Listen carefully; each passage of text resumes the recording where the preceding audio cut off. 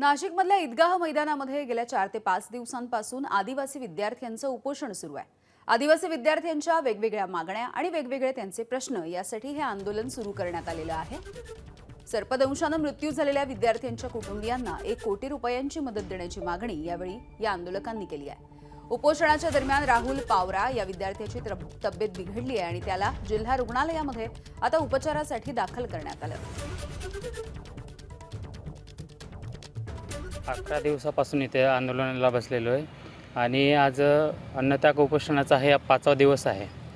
तर आमच्या मागण्यांपैकी फक्त एकच मागणी पूर्ण झालेली, जे की 5 तारखेला जो जी.आर. काढला होता शासनाने, तो जी.आर. रद्द केलेला आहे। बाकी त्याच्या उर्वरित ज्या मागण्या आहेत त्या अद्याप पूर्ण करण्यात आलेल्या नाही। त्याच्यात जे महाराष्ट्रात एकंदरीत 586 जे विद्यार्थी मृत्यू पावलेत त्याची सविस्तर चौकशी व्हावी आणि दोषी अधिकाऱ्यावर कायदेशीररित्या गुन्हे दाखल करण्यात यावे।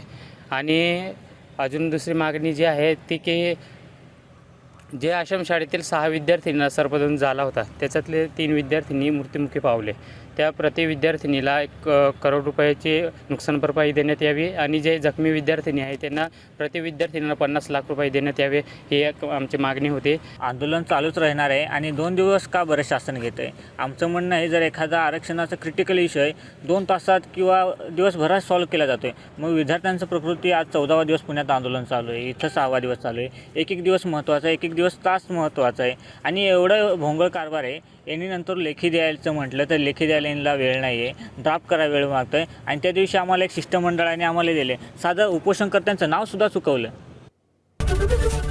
एबीपी माझा उघडा